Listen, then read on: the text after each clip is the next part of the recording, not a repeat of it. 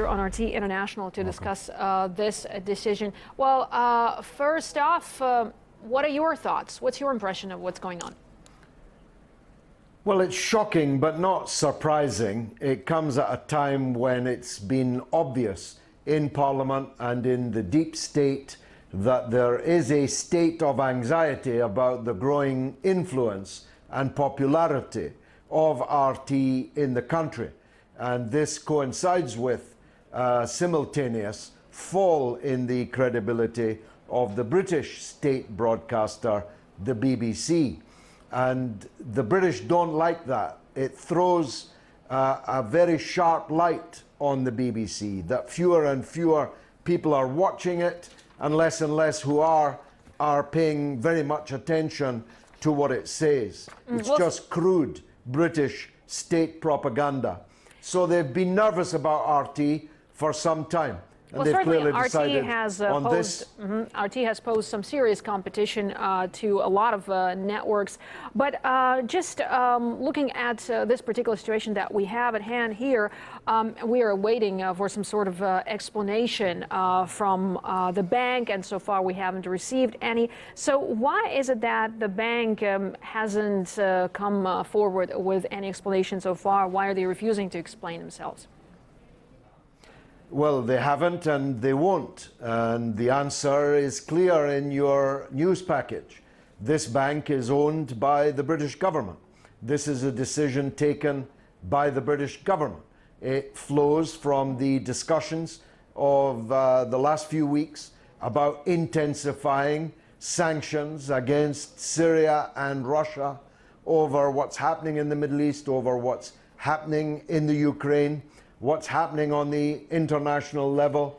The British state has told this bank, which it owns, to close this account. It has the benefit for them of not being a formal break in diplomatic relations, but being a significant spanner in the works of Russia's preeminent broadcaster, RT. It means the British don't have to answer questions about it, and no one can force the bank to answer questions about it.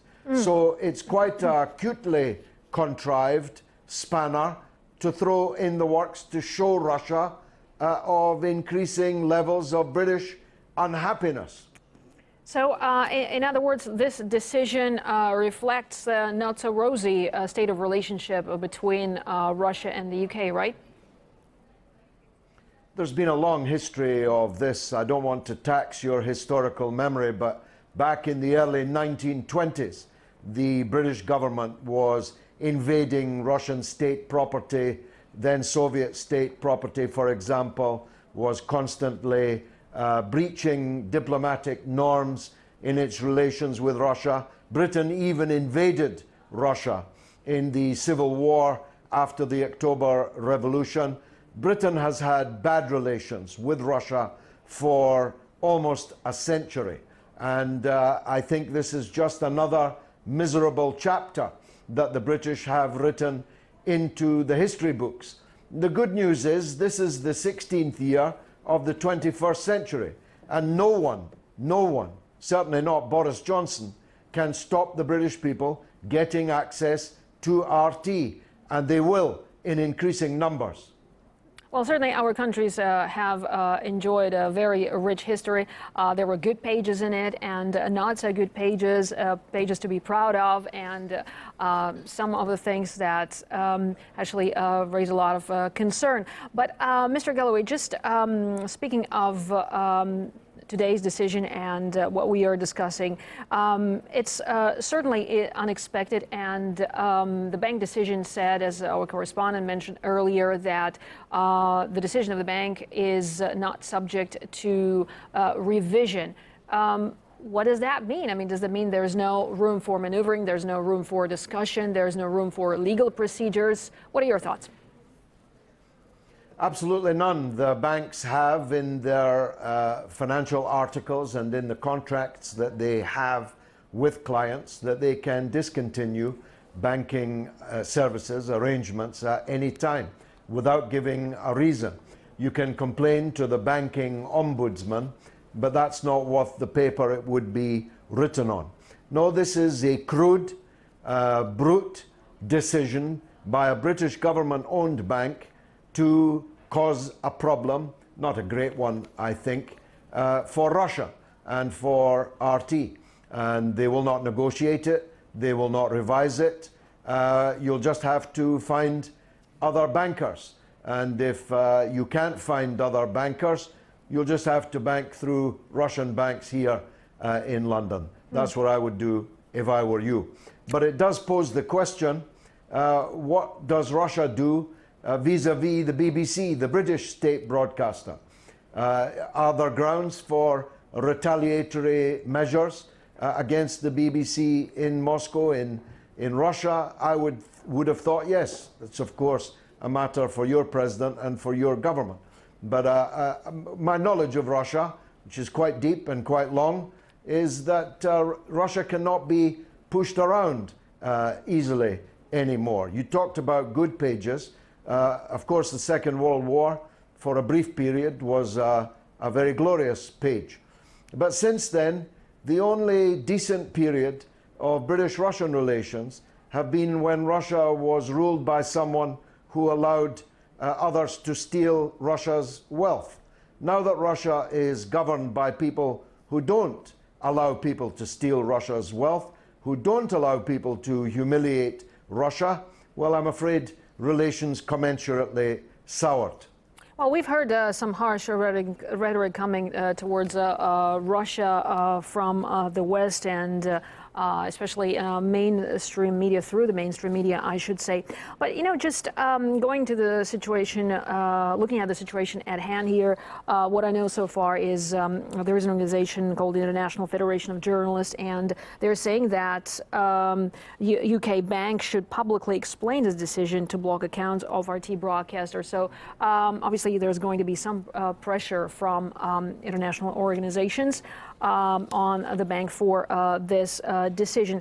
But George, just looking at what you said earlier and the hostility that there is towards Russian mainstream media in the West for that matter, I just want to ask you how it all happened. I mean, obviously kind of snowballed, you know, escalated and got to the point where we are now. I mean, 2 years ago, RT banners were taken down across London. What is the problem that the UK has with RT, apart from obviously what you mentioned earlier? Well, the key problem, I repeat myself, is that RT has become extremely popular. At the same time as the British state broadcaster, the BBC, has become increasingly unpopular. If nobody was watching RT, we wouldn't be having this conversation now, and your bank account would still be open. You see, in the hypocrisy called Britain, not democracy, but hypocrisy, you're allowed freedom of speech as long as no one is listening to you. But as soon as a large number of people are listening to you and finding your take on things persuasive, more persuasive than the others, then that's when the alarm bells start ringing.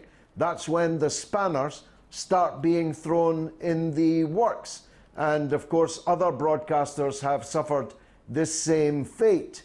And I've been expecting, that's why I said at the beginning, it's shocking but not surprising, because I've been expecting something.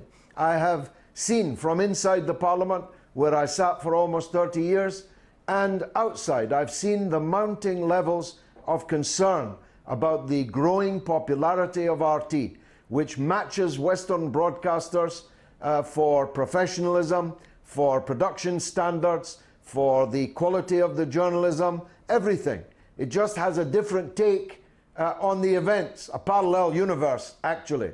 In this universe that I'm sitting in now in London, it's a great thing that Britain and America and Iraq are bombing Mosul to kill ISIS, but it's a big crime that Russia and Syria are bombing Aleppo to get rid of ISIS. How's that for a parallel universe?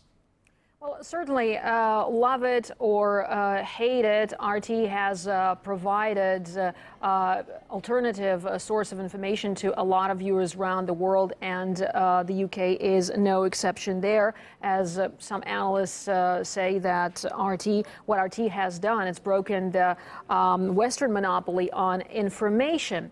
Earlier the Russian Foreign Ministry spokeswoman, in response to the decision of NatWest to block RT's accounts, said that in voting to leave the EU, Britain had also left behind its freedom of speech and freedom of speech obligations, I should say. So my question to you now is, how much has Brexit already changed the UK? Well, we haven't Brexited yet and might not even yet Brexit. Nobody knows about that. This is the British behaving as they do in the way that a scorpion behaves like it does, because it's a scorpion. And because we are, an albeit faded, imperialist power, we think with our big brother, Uncle Sam, we have the right to go around the world altering it in our own image as we please. And when anyone stands up against us, they become the new enemy, the new Hitler even. Can you imagine? The Russian people gave 27 million lives to actually defeat the real Hitler, but the president of Russia is routinely described in the British media as the new Hitler. Nothing could be more obscene a comparison than that. So Britain doesn't feel bound by any obligations of free speech, at least when that free speech is beginning to find an audience, is beginning to be heard and be persuasive. We are, of course, signatories of a whole number of conventions which guarantee freedom of speech and freedom of expression. That'll be one of the reasons why the British government have used a bank decision to throw this spanner in Russia's works, rather than they themselves take a decision to close RT in London. That would have been a very clear breach of international obligations. They're hoping to achieve the same result, but without the embarrassment of having to do that. But don't rule out that possibility too. If things get hotter over the next few weeks and months, even that kind of crime against the British people's right to information cannot be ruled out. Well, George, we are awaiting for a formal explanation from the UK as to what happened today and why this happened, of course. But what a complex world we live in, to put it mild. I'd like to thank you very much for your views and analysis. That was a British politician, George Galloway, talking to us here on RT International.